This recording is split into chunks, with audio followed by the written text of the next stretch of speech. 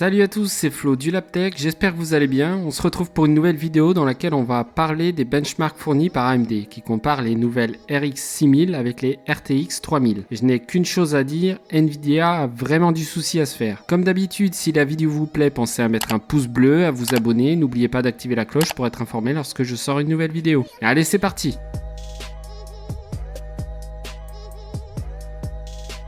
AMD a communiqué de nouveaux benchmarks comparant la RX 6800, 6800 XT et 6900 XT aux cartes graphiques de chez Nvidia, les RTX 3090, 3080 et 2080 Ti, qui, je le rappelle, affichent quasiment les mêmes performances que la RTX 3070 à 1 ou 2% près. Ce qu'on peut voir, c'est que globalement, les cartes d'AMD sont très bien placées dans les différents benchmarks en jeu et qu'elles surclassent assez souvent les cartes d'Nvidia, en sachant qu'elles sont affichées à un tarif moins élevé que les cartes d'Nvidia, à savoir $649 pour la RX 6800 XT contre $700 pour la RTX 3080, $999 pour la RX 6900 XT contre $1499 pour la RTX 3090 et pour finir $579 pour la RX 6800 contre $519 pour la RTX 3070. Les tarifs sont en dollars et pas en euros parce que les tarifs en euros définitifs ne sont pas encore communiqués par AMD. Dans ce dernier cas, la RX 6800 est plus chère que la RTX 3070,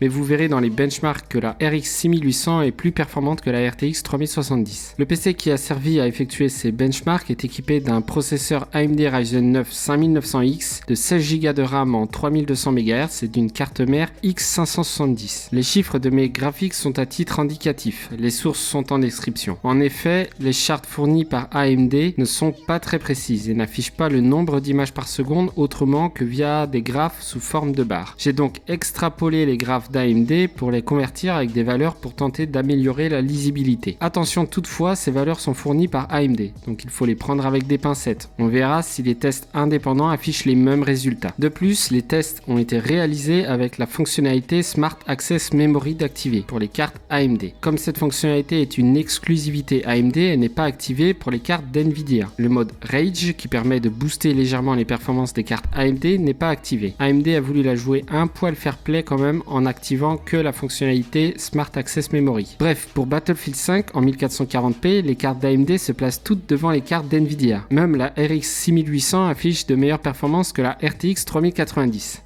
Ça fait mal pour Nvidia. En 4K, les cartes RX 6900 XT et 6800 XT surclassent les RTX 3090 et 3080. La RX 6080 surclasse de 22% la RTX 2080 Ti et qui n'est pas très loin de la RTX 3080. Sur Call of Duty Modern Warfare en 1440p, les cartes d'AMD se placent devant leur homologue de chez Nvidia avec une RX 6800 XT qui affiche de meilleures performances que la RTX 3080 mais légèrement moins performante que la RTX 3090, même si l'écart avec la RTX 3090 n'est pas énorme. Même constat en 4K avec des écarts de performance entre les cartes d'AMD et d'Nvidia de l'ordre de 5% voire un peu plus. La RTX 2080 Ti semble bien en retrait par rapport à la RX 6800. Sur Shadow of the Tomb Raider en 1440p, tout comme pour Call of Duty Modern Warfare, les cartes d'AMD devancent leur homologue d'Nvidia. L'écart est relatif et on peut imaginer que sans le mode Smart Access Memory, Nvidia reprendrait probablement le lead sur ce jeu. Je le rappelle, la fonctionnalité Smart Access Memory n'est disponible que si votre PC est équipé d'un processeur AMD Ryzen 5000 et d'une carte graphique AMD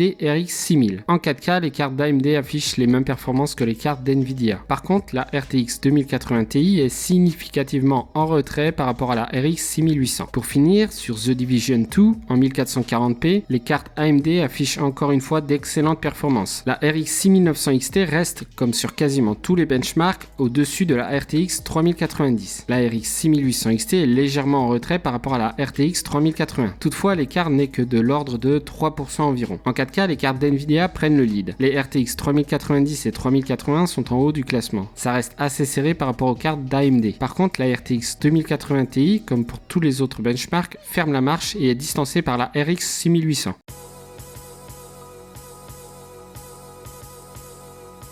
Voilà pour le petit tour d'horizon des benchmarks fournis par AMD. Je le répète, les résultats sont quand même à prendre avec des pincettes car ils proviennent d'AMD. De plus, il ne faut pas oublier que la fonctionnalité Smart Access Memory est activée sur les benchmarks avec les cartes d'AMD et n'est pas activée sur les benchmarks avec les cartes Nvidia. On ne sait pas encore grand chose sur les gains apportés par cette fonctionnalité, donc on peut imaginer que sans ça, sur certains jeux, les cartes Nvidia seraient au-dessus des cartes d'AMD. Toutefois, les cartes d'AMD sont moins chères que les cartes d'Nvidia, à l'exception de la RX 6800 qui est plus chère que la RTX 3070, mais aussi plus performante comme on a pu le voir ensemble. Il ne nous reste plus qu'à attendre les résultats des tests indépendants qui permettront de mettre en lumière les performances réelles des cartes d'AMD, dans le cas où Smart Access Memory n'est pas activé. N'hésitez pas à poser vos questions en commentaire et me dire ce que vous pensez des nouvelles cartes d'AMD. En tout cas, merci d'avoir suivi cette vidéo. Comme d'habitude, si elle vous a plu, pensez à mettre un pouce bleu, à vous abonner et à activer la cloche pour être notifié lorsque je sors une nouvelle vidéo. Sur ce, à la prochaine, prenez soin de vous, ciao!